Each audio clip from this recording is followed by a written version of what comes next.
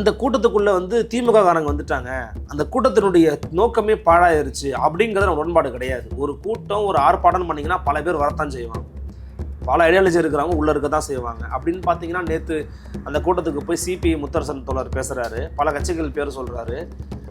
இப்போ நம்ம எப்படி எவாலுவேட் பண்ண முடியும்னா அவங்களுடைய செயல்பாடுகள் பாஜகவுக்கு எதிராக இருக்கா ஆதரவாக இருக்கான்னு தான் பார்க்கணும்.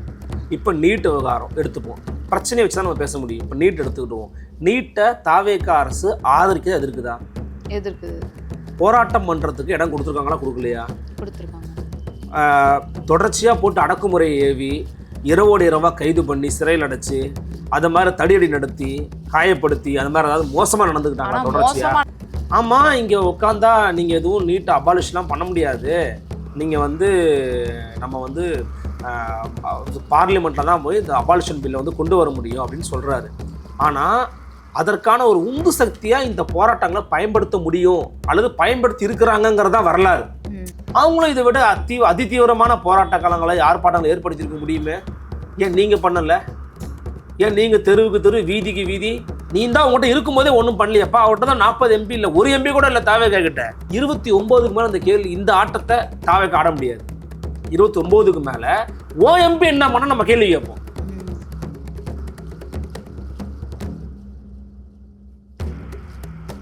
அண்ணா வணக்கம். வணக்கம்மா.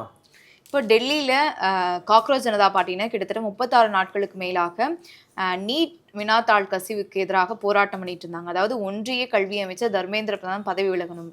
இப்போ இந்தியா முழுக்க இல்லாமல் உலக அளவுலையும் இங்கே இந்தியா என்ன பண்ணுது அப்படின்னு உற்று நோக்கக்கூடிய ஒரு விடயமாகத்தான் இருந்தது. அங்கங்கே இந்தியர்கள் வந்து களமிறங்கி போராட்டம் பண்ணாங்க. இப்போ அதனுடைய விளைவாக ஒன்றிய கல்வி அமைச்சர் தர்மேந்திர பிரதான் பதவி விலகி இருக்கிறாரு, ராஜினாமா கடிதத்தை கொடுத்துருக்கிறாரு. இது ஒரு மிகப்பெரிய வெற்றி அப்படின்னு இந்தியா முழுக்க பேசப்பட்டிருக்கு, உலக அளவுலையும் பேசப்படுது. ஆனால் இப்போ தமிழ்நாட்டுக்குள்ள இருக்கக்கூடிய இளைஞர்களும் இல்லை அரசியல் கட்சியினரும் என்ன பேசிட்டு இருக்காங்கன்னா தாவேகா விசஸ் திமுக அப்படின்ற ஒரு வட்டத்துக்குள்ள போயிட்டு இருக்கு. இது என்ன நடந்துட்டு இருக்கு? இல்லை, நீங்கள் சொன்ன மாதிரி இது தேசிய அளவில் பார்க்கும்போது இது வந்து ஒரு முக்கியமான ஒரு கட்டத்துறைக்கு நகர்ந்துருக்குது. இன்றைக்கி வந்து அந்த சிஜேபி கட்சியை சேர்ந்த தோழர்கள் வந்து தங்களுடைய போராட்டத்தை வந்து முடிவு கொண்டு வரதை அறிவிச்சிட்டாங்க. ஸோ அஃப்கோர்ஸ் தமிழ்நாட்டுக்குள்ளே அந்த முடிவு கொண்டு வந்துருவாங்க. ஏன்னா அந்த பசங்களோட நோக்கம் வந்து பார்த்தீங்கன்னா மெயின் வந்து பாதிக்கப்பட்ட குடும்பங்களுக்கு கோடி ரூபாய் நிவாரண ஒதுக்கீடு பண்ணணும், போராட்டம் பண்ண பசங்க மேலே இருக்கக்கூடிய வழக்குகளை வந்து நீர்த்து போக செய்யணும், இருக்கக்கூடாது. அதன் பிறகு தர்மேந்திர பிரதான் பதவி விலகணும். இது 3 தான் பிரதானமாக இருந்துச்சு. பிரதானமாக 3 கோரிக்கை நிறைவேற்றுறேன்னு சொல்லியிருக்கிறாங்க. ரொம்ப நுணுக்கமாக நம்ம பார்த்தோம் அப்படின்னா இது வந்து ஒரு பெரிய வெற்றி கிடையாது. இது ஒரு வெற்றியின் முதல் படிக்கட்டாக நம்ம பார்க்கலாம். ஏன்னா நம்மளை பொறுத்த வரைக்கும் நீட் ஒழிப்பு அப்படிங்கிறது தான் நிரந்தரமான தீர்வாக இருக்க முடியும் அப்படிங்கிறதா நம்முடைய கான்செப்ட் தமிழ்நாட்டை பொறுத்த வரைக்கும். ஸோ அதை வச்சு தான் இங்கே இருக்கிற எல்லாருமே தொடர்ச்சியாக நம்ம வந்து கோல் கொடுத்துக்கிட்டு இருக்கோம். இங்கே அமர்ந்து பேசின இப்போ சிபிஐ பாரத நிலத்தில் அமர்ந்து பேசினாங்க இல்லையா, அங்கே இருக்கிற தோழர்களுடைய பெரும்பாலான கோரிக்கை வந்து பார்த்திங்கன்னா நீட் ஒழிப்பு தான். அந்த இடத்துக்கு எல்லா கட்சிக்காரங்களும் போயிட்டு வந்துட்டாங்க. திமுக அதிமுக போனாங்கன்னு எனக்கு தெரியல, ஐ திங்க் ஸோ போகலன்னு நினைக்கிறேன். அப்புறம் வந்து விசிக, அப்புறம் IUML, அப்புறம் நாம் தமிழர் கட்சி, எல்லாருமே கனிமொழி அம்மையார் போனாங்க. தனி நபர்கள் சில பர்சனாலிட்டிஸ்லாம் கூட போயிட்டு வந்துருக்கிறாங்க. நம்ம இயக்குனர் வெற்றிமாறன் உள்ளிட்டோர்லாம் போயிருக்கிறாங்க, தொடர் பாரஞ்சித் பேர் எல்லாரும் போயிருக்கிறாங்க. இவங்களுடைய கோரிக்கை நோக்கம் அப்படிங்கிறது அபாலிஷன் ஆஃப் நீட்டையே ஸ்கிராப் பண்ணுங்க அப்படிங்கிறதா நம்மளுடைய கோரிக்கையாக இருக்குது. ஸோ இதுக்கும் அதுக்குமே வந்து சில வேறுபாடுகள் இருக்குது. நிறைய பேர் சொல்கிறாங்க, நம்ம கூட பல இடத்துல பேசிட்டோம் இந்த விஷயத்த, அவங்க வைக்கிற கோரிக்கை வேற இவங்க வேற, 2 பேரும் பார்த்தீங்களா ஒன்று ஏமாத்துறாங்கன்னு. அப்படிலாம் கிடையாது.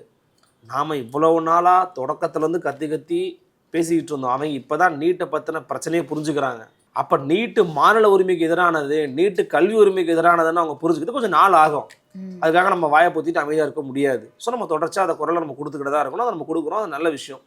இப்போ தமிழ்நாட்டுக்குள்ளே வரும்போது இன்னைக்கு அதை முடிச்சு வைக்கிற விதமாக தமிழகத்தினுடைய பள்ளிக்கல்வித்துறை அமைச்சர் மரியாதைக்குரிய திரு ராஜ்மோகன் அவர்கள் நேரலையே போய் அந்த மாணவர்களை சந்தித்து நாங்கள் உங்களால தான் நிற்கிறோன்னு சொல்லிட்டா. அப்படி இதை முதலே பண்ணிருக்கணுங்கிறதா நம்முடைய எதிர்பார்ப்பு. ஆனா ஒன்றிய கல்வி அமைச்சர் ராஜினாமா பண்ண பிறகுதான் போறாரு. ஓகே, ஆனா இன்னைக்கு அவங்க ஒரு பிளான் வச்சிருந்தாங்க. இன்னைக்கு தே ஹேவ் பிளான்டு ஃபார் ஒரு ப்ரொடெஸ்ட் மாதிரி இல்லை, ஒரு எல்லாரும் கூட்டணி கட்சிகளாக சேர்ந்து ஒரு ஆர்ப்பாட்டம் ஒன்று அறிவிச்சிருந்தாங்க. கண்டன ஆர்ப்பாட்டம் மாதிரி ஒன்றிய காவல்துறை எதிர்த்து கண்டிக்கிறோம், இந்த மாதிரி மாணவர்களை ஒடுக்குறீங்களா அப்படிலாம் சொல்லி பண்ணிக்கிட்டு இருந்தாங்க. அது ஒரு பிளான் இருந்துச்சு. ஸோ மேபி அந்த பிளானோட சேர்த்து இதையும் போய் மக்களை பார்த்து வந்துடலான்னு கூட நினச்சிருக்கலாம் திரு ராஜமோகன் அவர்கள். அதனால் அவர் போய் பார்த்தது அவர் போய் பேசுனதை முதல்ல நம்ம வந்து வரவேற்கணும். ம். அதை அட்ரஸ் பண்ணுறாங்க அப்படின்னு.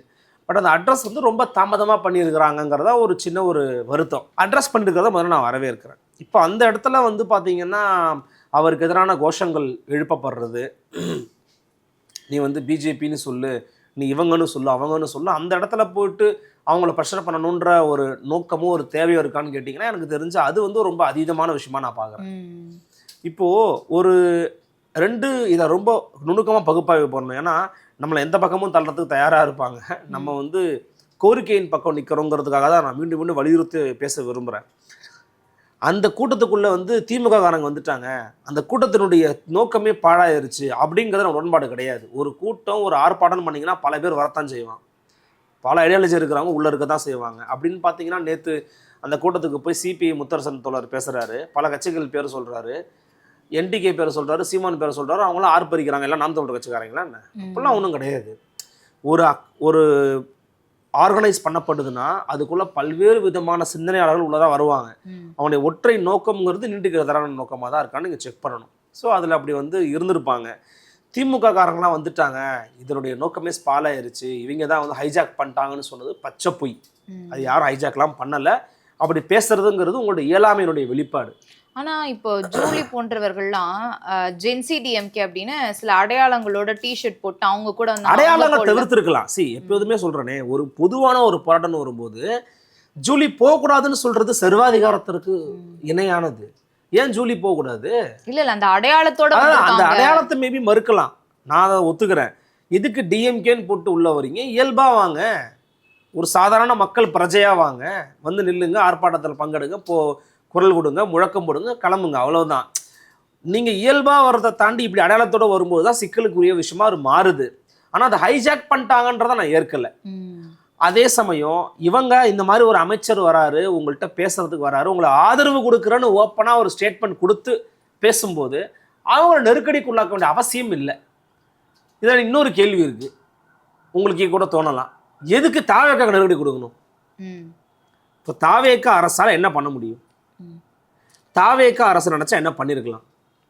இப்ப ஆளுங்கட்சியும் அவங்க இருக்காங்க. இது குறித்து இப்ப விஜய் அவர்கள் வந்து தாமதமா தான் ஒரு அறிக்கையை வெளியிடுறாரு. அதாவது பேசக்கூட இல்ல, வெறும் அறிக்கையை தான் வெளியிட்டாரு. அந்த அறிக்கையில கூட என்னன்னா ஒன்றிய அரசு அப்படின்னு இருக்கிறாங்களே தவிர்த்து பாஜக அப்படின்னு எந்த இடத்துலயுமே குறிப்பிடல. இப்ப இந்த நேரத்திலயும் வந்து நீங்க இளைஞர்களுக்காக நிக்காம, இங்க போராட்ட களத்துல இருக்கக்கூடிய போராட்டக்காரர்களுக்கு நிக்காம, இங்க பாஜகன்ற பேர் சொல்லிட்டா ஏதாவது வந்து பிரச்சனை ஆகிடுமோ அப்படின்னு அதுலதான் குறிக்கோளா இருக்காங்க. இல்ல, நான் என்ன பாக்குறேன்னா, நான் ரொம்ப சிம்பிள். நம்ம வந்து இதை பல முறை பேசிட்டோம். விஜய் அவர்கள் பாஜகவை வெளிப்படையாக கடுமையாக எதிர்க்கக்கூடிய மனநிலையில் இல்லை, இது தெரிஞ்ச விஷயமா மாறி போச்சு. ஆனால் அவங்களுடைய கொள்கை எதுன்னு அவங்க யாரை சொல்கிறாங்க? பிஜேபியை சொல்கிறாங்க. இப்போ நம்ம எப்படி எவாலுவேட் பண்ண முடியும்னா, அவங்களுடைய செயல்பாடுகள் பாஜகவுக்கு எதிராக இருக்கா, ஆதரவாக இருக்கான்னு தான் பார்க்கணும். இப்போ நீட் விவகாரம் எடுத்துப்போம், பிரச்சனையை வச்சு தான் நம்ம பேச முடியும். இப்போ நீட் எடுத்துக்கிட்டுவோம், நீட்டை தாவேக்கா அரசு ஆதரிக்க எதிர்க்குதா? எதிர்க்குது. போராட்டம் பண்ணுறதுக்கு இடம் கொடுத்துருக்காங்களா, கொடுக்கலையா? கொடுத்துருக்காங்க. தொடர்ச்சியாக போட்டு அடக்குமுறையை ஏவி இரவோடு இரவாக கைது பண்ணி சிறையில் அடைச்சி அதை மாதிரி தடியடி நடத்தி காயப்படுத்தி அது மாதிரி ஏதாவது மோசமாக நடந்துக்கிட்டாங்க. தொடர்ச்சியாக நடக்கல, கைது நடவடிக்கைகள் அது இயல்பாக எல்லா ஆட்சியிலையும் பண்ணுறது தான், ரைட்டா? இப்போ இதை தாண்டி தாவேக்கா அரசாலையோ அல்லது தாவேக்காங்கிற தனிப்பட்ட கட்சியாலையோ எதையுமே பண்ண முடியாது. First point. என்ன பண்ணலாம்? நீங்கள் சொல்கிற மாதிரி அதை வச்சு ட்வீட் போடலாம், எழுதலாம். அதுவே அவர் எழுத வைக்கிறது கஷ்டம், அதை பண்ண போகிறது கிடையாது. இன்னொன்று, பண்ணால் என்ன ஆகணும், அவங்க ஒரு லாஜிக்கான கேள்வியை கேட்பாங்க, அந்த கேள்வி நம்மள்ட்ட பதில் கிடையாது. ஒரு தார்மீக அடிப்படையில் ஒன்றிணைஞ்சு வாங்கன்னு சொல்கிறோம், அது ஒரு மாரல் சப்போர்ட்டு. அறிக்கை விட்டால் நாளைக்கு நீட்டு ஒழியாதுன்னு எங்களுக்கும் தெரியும் சார். அது ஒரு மாரல் சப்போர்ட்டு. வாங்க எங்கள் கூட நிற்கிறேன்னு ஒரு அறிவிக்கை கொடுங்கன்னு நம்ம கேட்குறோம். அதை அவர் பண்ண மாட்டார். ஆனால் இப்போ வந்து இந்தியா முழுக்க வந்து பாஜக மீது ஒரு கோப அலை இருக்கு இந்த நீட் தொடர்பா. இப்போ முடியாது அப்படின்னு சொல்லிட்டு இங்கே முடியாதுன்னு சொல்லியிருந்தா டெல்லியில் வந்து அந்த ப்ரொட்டஸ்ட் நடந்திருக்காது. இப்போ ஒன்றிய கல்வி அமைச்சர் தர்மேந்திர பிரதான் பதவி விலகி இருக்க முடியாது. இப்போ பாஜக எதிரான ஒரு மனநிலை மக்கள் மத்தியில் இருக்கும்போது இங்கே தாவேக்கா வந்து ஆளுங்கட்சியாக இருக்குது, தன்னுடைய எதிர்ப்பை வந்து வீரியமாக்கலாம். இங்கே வந்து இப்போ போராட்டம் பண்ணிட்டு இருக்கவங்க கூடிய இவங்களுக்கு ஆதரவு கொடுத்து இன்னும் தன்னெழுச்சியாக வந்து இளைஞர்கள் வரும்போது தன்னுடைய சப்போர்ட் கொடுக்கும்போது அது பெரிய ஒரு போராட்டமாக அமையலாம். ஆக்சுவலி நீங்கள் சொல்கிற மாதிரி அதை பண்ணியிருக்க முடியும், அப்படியும் பண்ணியிருக்கலாம். அதனால் நம்ம சொல்கிறோமே, இந்த வாய்ப்பை தாவேக்கா திட்டமிட்டு தவிர்த்ததா நான் பார்க்குறேன். அவங்களுக்கு வந்து இந்த வாய்ப்பை பயன்படுத்தி நம்ம வந்து பிஜேபிக்கு எதிராக வந்து நம்ம இருக்கிறோம் அப்படிங்கிறத காமிச்சு நம்ம வந்து இந்த போராட்டத்தை ஹைஜாக் பண்ணிலாம் நம்ம பெருசாக பண்ணலாம் அப்படிங்கிற பிளான் அவங்கள்ட்ட சுத்தமாக இல்லை. ஏன்னா அவங்களுக்கு அது விஷன்லேயே அவங்களுக்கு இல்லை. நீங்கள் அதை நான் தெளிவாக யாருடைய பதிலிருந்து நீங்கள் எடுத்துக்கலாம் அப்படின்னா, தோழர் அறிவு இருக்கிறாருல்ல, அவர் போய் அமைச்சர் ஆதவர் அவர்களை போய் பார்த்துருக்கிறாரு. அவர் என்ன சொன்னார் நீங்கள் கேட்டிங்களா? உங்களுக்கு எதுக்கு இந்த வேலை, இப்போ நாடாளுமன்றத்துல எம்பிகள் அதிகமா இருந்தாதான் நீட்டை வந்து ரத்து பண்ண முடியும், இங்க வந்து தலைமை செயலகத்துல போராடி என்ன பண்றது அப்படின்னு கேட்டாரு. லாஜிக்கலா பார்த்தா ஆன்சர் கரெக்ட். லாஜிக்கலி ஸ்பீக்கிங் அவர் சொல்லக்கூடிய விடை சரியானது தான். ஆமா, இங்க உட்காந்தா நீங்க எதுவும் நீட்டை அபாலிஷ்லாம் பண்ண முடியாது, நீங்க வந்து நம்ம வந்து பார்லிமெண்ட்ல தான் போய் இந்த அபாலிஷன் பில்லை வந்து கொண்டு வர முடியும் அப்படின்னு சொல்றாரு. ஆனா அதற்கான ஒரு உந்து சக்தியா இந்த போராட்டங்களை பயன்படுத்த முடியும் அல்லது பயன்படுத்தி இருக்கிறாங்கிறதா வரலாறு. அதை நம்ம மறுக்கக்கூடாது. லாஜிக்கலி டெக்னிக்கலி ஸ்பீக்கிங் தாவைக்கால ஒன்றும் பண்ண முடியாது. ஏன்னா தாவை கிட்ட எம்பிக்களே கிடையாது. இது கிடைச்சது ஒரு எம்பி. அந்த ஒரு எம்பி நீங்க வச்சுக்கிட்டு இருந்தீங்களா? தூக்கின்னு போய் பிரவீன் சக்கரவர்த்தின்னு ஒருத்தர் கொடுத்துட்டீங்க. அதை வச்சுதான் நீங்க என்ன பண்ணியிருந்திருக்கலாம்? பார்லிமெண்ட்டுக்கு போயிருக்கலாம், தனிநபர் மசோதா கொண்டு வந்திருக்கலாம். ஒட்டுமொத்த இந்தியாவினுடைய பாராளுமன்ற உறுப்பினர்களுக்கு மத்தியில் உங்களை நோக்கி கவனம் ஈர்க்க நீங்கள் வச்சுருந்துருக்கலாம். அதை நீங்கள் பண்ணலை. வாலண்டரியாக அதை மிஸ் பண்ணியிருக்கிறாங்கன்னா விட்டு கொடுத்துருக்குறாங்க. இப்போதைக்கு நான் பார்லிமெண்ட்டுக்கு வரல, முதல்ல நான் இங்கே உட்காந்துடுறேன், அப்புறமா அதெல்லாம் பார்த்துக்கலாம், தேவையில்லாம இன்னொரு தலைவலி எதுக்கு. அப்போது வாலண்டரியாகவே அவர் வந்து பார்த்தீங்கன்னா நமக்கு எதுக்குப்பா பார்லிமெண்ட்டில், அதெல்லாம் தேவையில்லப்பா, நம்ம சட்டமன்றத்தில் இருந்துக்கிறோம், நம்ம பிரச்சனையை நம்ம பார்த்துக்கலாம் அப்படின்ற மூடில் தான் அவங்க இருந்துருக்குறாங்க. அப்போது பார்லிமெண்ட்டில் எங்களுக்கு போதிய எம்பிக்களும் கிடையாது, எங்களால் அதுவும் செய்யவும் முடியாது, எங்களை ஏன் பிஜேபி எதிர்த்து திட்டுங்க அப்படின்னு கேட்டுகிட்டே இருக்கிறீங்கன்றதா தாவேகாவோட ஒற்றை கேள்வியாக இருக்கு. நான் விசாரித்த வரைக்கும், எல்லாத்தையும் அனலைஸ் பண்ணி பார்த்த வரைக்கும், அந்த கேள்வியில் அவங்க சைட்லேருந்து பார்த்தா நியாயம் இருக்கிற மாதிரி தான் தெரியும். நம்ம சைட்லேருந்து பார்க்கும்போது ஏன் பேசுகிறதா என்ன தப்புன்னு நம்ம கேட்குறோம். ஆனால் அவங்களுக்கு என்னென்னா நோக்கம் கிளியராக இருக்கணுங்க. நாங்கள் எதிர்க்கிறோன்னா அது ஏதாவது பாசிட்டிவாக நடக்க போதா, நாங்கள் நீட் எதிர்க்கிறோம், நாங்கள் ஸ்ட்ராங்காக இருக்கிறோங்கிறாங்க. அந்த எதிர்ப்பே வந்து கடுமையாக காட்ட மாட்டாங்களே, மென்மையாக தானே அந்த எதிர்ப்பே இருக்கு, இல்லை அடையாளமாக இருக்கு. அதுதான்ப்பா, நம்ம அதை சொன்னோம்னா எங்கள்கிட்ட தான் எம்பி இல்லையா, நாங்கள் இதை எப்படி நீட் எதிர்க்க முடியும்னு கேட்குறாங்க. எங்கள்கிட்ட எம்பிக்கள் இல்லை, எங்களால் ஒரு மசோதா கூட கொண்டு வர முடியாது. மேலே எம்பிக்களை வச்சுக்கிட்டு இங்கேயும் ஆட்சியை வச்சுக்கிட்டு 40 எம்பிக்களையும் உங்களுடைய கூட்டணியிலே வச்சுருந்த திமுக என்ன பண்ணுச்சு நீட்டுக்காகன்ற கேள்வியை அவங்க கேட்குறாங்கல்ல, அதில் ஒரு நியாயம் இருக்கிறதா நான் பார்க்குறேன். திமுக எதுவுமே நான் பண்ணலன்னு சொல்ல வரல, பண்ண வேண்டிய அளவுக்கு பண்ணலன்னு நான் சொல்ல வரேன். அவங்களும் இதை விட அதிதீவிரமான போராட்ட காலங்களை ஆர்ப்பாட்டங்களை ஏற்படுத்தியிருக்க முடியுமே, ஏன் நீங்கள் பண்ணலை? ஏன் நீங்கள் தெருவுக்கு தெரு, வீதிக்கு வீதி, கிராமந்தோறும் நீங்கள் ஏன் நீட் எதிர்ப்பு முழக்கங்களை நீங்கள் முன் வச்சு அதற்கான ஒரு வேலை திட்டத்தை உருவாக்காமல் பண்ணீங்க? நான் பல முறை சொல்லியிருக்கேன், தமிழ் வழி மாணவர்கள் எடப்பாடி பழனிசாமி 7.5% கொண்டு வந்தார், நீங்கள் 10% மாற்றலை. அதை மாற்றிருக்க முடியும்ல உங்களால், அதுக்கான வாய்ப்பு இருந்துச்சு 5 வருஷம், ஏன் பண்ணல? ஏகே ராஜன் கமிட்டி போட்டீங்க, இந்த கமிட்டியில் என்ன வச்சு, அந்த கமிட்டி வச்சு நீங்கள் என்ன பண்ணீங்க? அல்லது மற்ற மாநிலங்களுக்கு போய் ஏதாவது அறிவூட்டக்கூடிய வேலையை பார்த்தீங்களா? அதையும் நீங்கள் பண்ணலை. அப்போது உங்ககிட்ட நீங்கள் 5 ஆண்டுகள் இருக்கும்போது அதை விட கொடுமை என்னன்னா, நாங்கள் வந்தால் நீட்டை ஒழிப்போன்னு வாக்குறுதி கொடுத்தீங்க, பச்சை பொய்யை வாக்குறுதியாக கொடுத்தீங்க, பச்சை பொய்யை வாக்குறுதியாக கொடுத்தீங்க. அதன் பிறகு அவர் மழுப்பிட்டார். அன்றைய துணை முதலமைச்சர் என்ன சொன்னார்? நாங்கள் மத்தியில் ஆட்சி மாற்றம் வந்தால் ஒரு ஆட்சி மாற்றம் வந்தால் தான் நீட்டை ஒழிக்க முடியும்னு எல்லாருக்குமே தெரியுமே அப்படின்னு நீங்கள் சொன்னீங்க. மக்கள் பல பேர் நம்பினாங்க, ஓட்டும் போட்டாங்க. அப்போ அந்த மாதிரி விஷயங்கள்லாம் வந்து திமுக பண்ணதுனால தான் இன்றைக்கி திமுக கேள்வி கேட்குற இடத்துல எதிர்கட்சியாக இருந்தாலுமே கூட அந்த கேள்வி எடுபட மாட்டேங்குது. ஏன் எடுபட மாட்டேங்குது?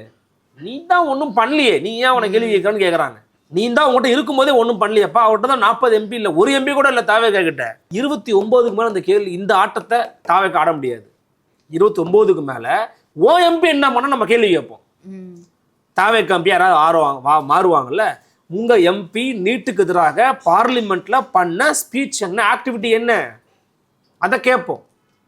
அப்போ நம்ம கேட்போம், ஒருவேளை நல்வாய்ப்பா இவங்களுக்கெல்லாம் வந்து மோடி ஆட்சி ஒழிஞ்சு காங்கிரஸே வந்துச்சுன்னா லக்கு, தமிழ்நாட்டுக்கு நல்லது தான்.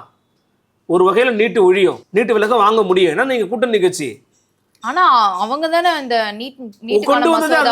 அதுதான்ப்பா சொல்றேன், இதை பின்வாங்க வச்சாங்கன்னா அது தாவேகா செஞ்ச பெரிய சாதனையா மாறும். இதை மட்டும் செஞ்சுட்டாங்கன்னா தாவேகா செய்த மிகப்பெரிய சாதனையா மாறும். அப்போ அதை பண்ணுவாங்களா இல்லைன்னு நம்ம வந்து பொறுத்துட்டு தான் பார்க்கணும். பட் இந்த இந்த இந்த நீட் விவகாரத்தை நம்ம ப்ராடர் பெர்ஸ்பெக்டிவ்ல தான் பார்க்க முடியுமே தவிர பார்ட்டிகளுக்கு மத்தியில் நடக்கக்கூடிய ஒரு சண்டையை அதை கொண்டு போய் நிப்பாட்ட வேண்டாம். ஆனால் கெடுவாய்ப்பாக தமிழ்நாட்டு சூழலுக்குள்ள தாவேகா வர்சஸ் திமுகன்னு அந்த நகருது. அது அப்படி நகருவது ஆரோக்கியமானதல்ல. உங்கள் 2 பேருடைய நோக்கம் ஒன்றா இருக்கும்போது 2 பேரும் ஒருத்தர் எதிர்நிலையில் தள்ளிக்க வேண்டாம். 2 பேரோட நோக்கம் ஒன்று தானே. என்ன ஏன் அது இங்கே அப்படி பண்ண முடியாதுன்னா, தமிழ்நாட்டுக்குள்ள தாவேகா ஆளுங்கட்சியாக இருக்கிறதுனால ஆளுங்கட்சி விமர்சனம் பண்ணாதான் ஒரு கட்சி வளர முடியும். அது யதார்த்தமாக இருக்கிறதுனால அதை பண்ணுறாங்க. பட் அது ஒரு பவுண்டரிக்குள்ளே இருக்கிறது வந்து நல்லது. அதை தாண்டிச்சு அப்படின்னா அது அவ்வளோ ஒரு ஆரோக்கியமான ஒரு விஷயமா மாறாது. அதனால் சொல்யூஷனும் வந்து கிடைக்காது. ஸோ திமுக வர்சஸ் தாவேகான்னு மாறுற நெரேட்டிவ் வந்து ஒரு நல்ல போக்கு கிடையாதுங்கிறதா என் கருத்து. சரிங்கண்ணா, பார்க்கலாம். நன்றி.